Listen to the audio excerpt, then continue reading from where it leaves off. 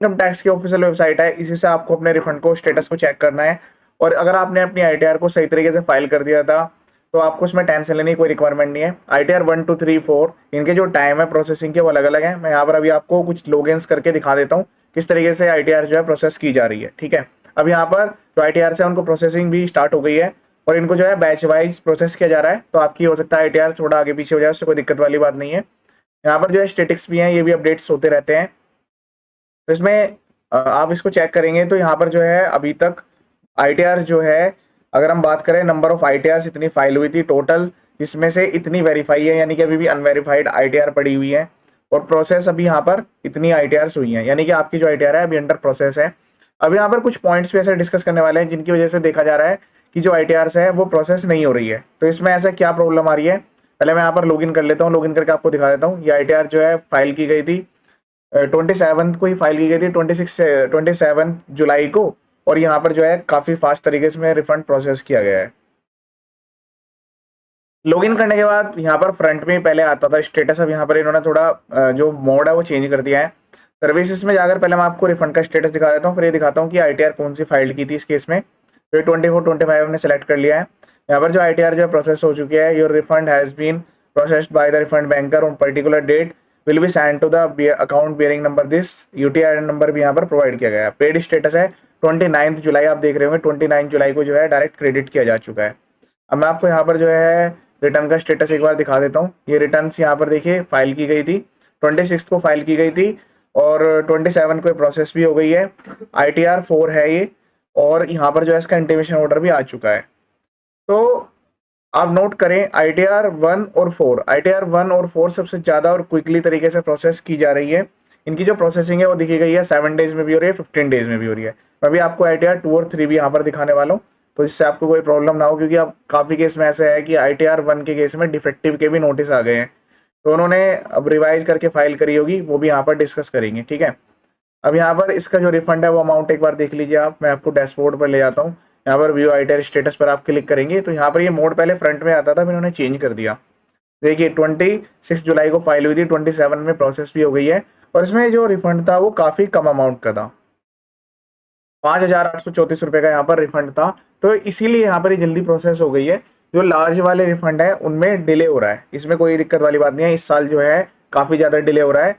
और यहाँ पर मैं आपको चीज कंफर्म कर देता हूँ, आईटीआर 3 के रिफंड अभी प्रोसेस होने स्टार्ट नहीं हुए हैं। आईटीआर 2 का रिफंड आ गया है, आईटीआर 1 का भी आ चुका है। मैं आपको आईटीआर 1 का भी दिखा देता हूँ, आईटीआर 2 का भी। आईटीआर 3 में भी प्रोसेस नहीं हुए हैं, तो आईटीआर 3 वाले जो है वो टेंशन मत लीजिएगा, इसे 45 से 60 डेज तक लग जाते हैं, तो आप वेट कर लीजिएगा। मैं आपको यहाँ पर आईटीआर 2 वाला केस दिखा देता हूँ। तो यहाँ पर ये जो केस है आईटीआर 2 का है। आईटीआर 2 और 3 में भी यहाँ पर जो है इस बार पोर्टल पर काफी ग्लिच है। मैं आपको पहले रिटर्न दिखा देता हूँ। देखिए आईटीआर है यहाँ पर, तो ये आईटीआर जो फाइल की गई थी आईटीआर 2, ठीक है, और 11 को फाइल की गई थी, ये आप देख रहे होंगे। और 11 जुलाई को फाइल होने के बाद यहाँ पर जो है 19 को ये प्रोसेस हो गई है, और रिफंड जो है वो प्रोसेस करके डायरेक्ट अकाउंट में क्रेडिट भी किया गया है। ठीक है, अब यहाँ पर सर्विस में जाकर नो रिफंड स्टेटस में मैं एक बार आपको दिखा देता हूँ। रिफंड का स्टेटस जो है वो डायरेक्ट डेट वेट सब उसी तरीके से आ रही है जैसे उस केस में आ रही थी। तो आईटीआर 2 भी यहाँ पर प्रोसेस हो रही है, कोई सी दिक्कत वाली बात नहीं है।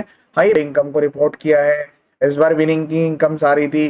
काफी लोग यहाँ पर long term short term capital gain आ रहे हैं। एआईएस की वजह से भी काफी ज्यादा आईटीआर जो है वो इस बार प्रोसेस नहीं हो रही है, अगर आपने आईटीआर का फॉर्म ही गलत भर दिया है। ठीक है, तो सबसे पहला काम आपको है पेंडिंग एक्शन में जाना है। यहाँ पर एक बार देख लेना है प्रोसीडिंग्स में जाकर, यहाँ पर कोई आईटीआर डिफेक्टिव तो नहीं हो रही। जितनी भी आईटीआर हैं उनके डिफेक्टिव होने का जो कारण है वो ये है कि उन्होंने प्रॉपर्ली सही फॉर्म को फाइल नहीं किया। तो अगर आपके पास डिफेक्टिव का नोटिस आ गया तो आप डिफेक्टिव आईटीआर को सही तरीके से फाइल कर दीजिएगा। फॉर्म भी चेंज कर सकते हैं। सपोज अगर आपने आईटीआर 1 भरी थी और अब फॉर्म आपका चेंज हो गया आईटीआर 2 में, तो जितना टाइम आईटीआर 2 को प्रोसेस होने में लगता है उतना ही लगेगा, ना कि आईटीआर 1 26 एएसबी। और आपको लगता है कि आपकी कोई ऐसी इनकम है जो कि आपसे मिस हो गई है, वो आपने छोड़ दी है, तो आप सही इनकम को दिखाकर आईटीआर को रिवाइज कर दीजिएगा। आईटीआर रिवाइज करने के बाद जो है आपकी आईटीआर प्रोसेस होगी नए फॉर्म के हिसाब से। ठीक है, जो रिवीजन डेट के हिसाब से, ऐसा नहीं है कि पुरानी डेट आपके लिए काउंट होगी। तो आपने जैसे आईटीआर 1 भरी थी वो प्रोसेस नहीं हो रही है, आप सही तरीके से आप चेक करें। AIS 26S जो भी आपकी इनकम आ रही है रिवाइज करके भर दें।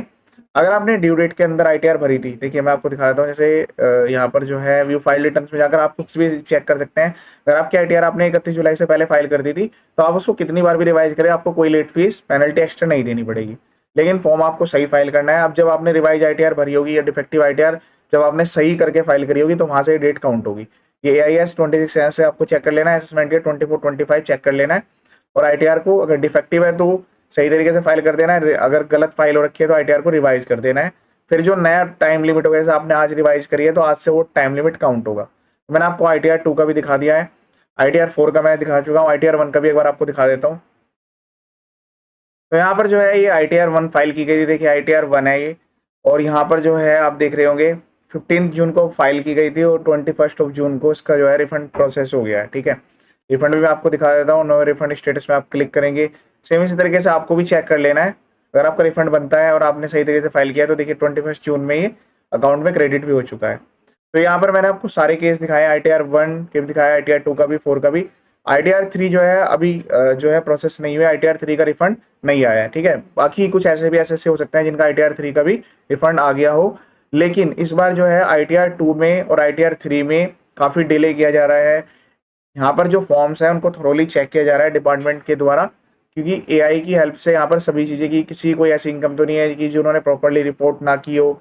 जीएसटी वाले जो पर्सन है उनकी जीएसटी की मैचिंग, जीएसटी के टर्नओवर से मैचिंग, क्योंकि एआईएस में जो है जीएसटी के टर्नओवर सेल परचेज सब कुछ वहां पर शो कर रही है। तो आपको इसमें टेंशन लेने की कोई रिक्वायरमेंट नहीं है।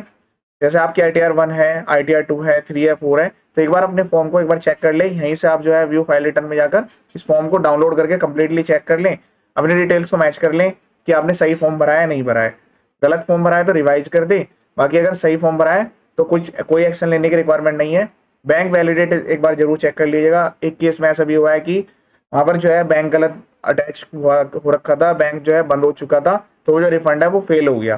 मतलब डिपार्टमेंट ने तो क्रेडिट करा लेकिन वो जो है फेल्ड हो गया है। मैं आपको वो भी एक बार दिखा देता हूँ, और एक बार बैंक वैलिडेशन स्टेटस जरूर चेक कर लें। जो आपके बैंक है वो इस तरीके से वैलिडेट होना जरूरी है। Validate and EVC enable, eligible for refund. Mail ID mobile number अगर अपडेट नहीं है तो भी आप अपडेट करवा दीजिएगा, एक बार बैंक में रिकेवाईसी जरूर करें। 3 डॉट्स पर टिक करके आपको रिवैलिडेट पर क्लिक करना है, बैंक अकाउंट रिवैलिडेट हो जाएगा। ये बैंक रिवैलिडेट वाला प्रोसेस आप करके रख लें ताकि अगर कोई रिफंड डिपार्टमेंट की तरफ से आए तो फेल्ड ना हो जाए। मैं यहाँ पर आपको भी केस दिखा देता हूँ, रिफंड है वो प्रोसेस किया गया डिपार्टमेंट के द्वारा। देखिएगा यहाँ पर जो है टेक्स्ट जो है काफी बड़ा होगा, कॉन्फिडेंशियल डाटा, इसलिए यहाँ पर जो है उसको हाइड किया गया है। यहाँ पर क्लियरली लिखा है कि आपका जो अकाउंट में रिफंड था वो क्रेडिट किया गया था। However, the same could not be credited to your bank account bearing bank number this.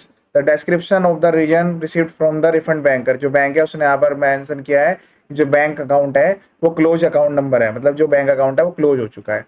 तो ऐसी गलती ना करें, अपने बैंक को जो है आप अपडेट करके रखें ताकि रिफंड प्रोसेस हो तो आपको तुरंत मिल जाए। अब इस केस में क्या हुआ है वो मैं दिखा देता हूँ।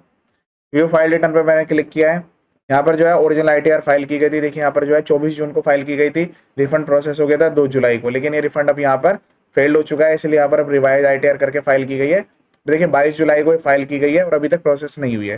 तो आपके केस में रिवाइज आईटीआर अगर आपने भरी है तो आपको टेंशन लेने की रिक्वायरमेंट नहीं है, वो जो है प्रोसेस हो जाएगी।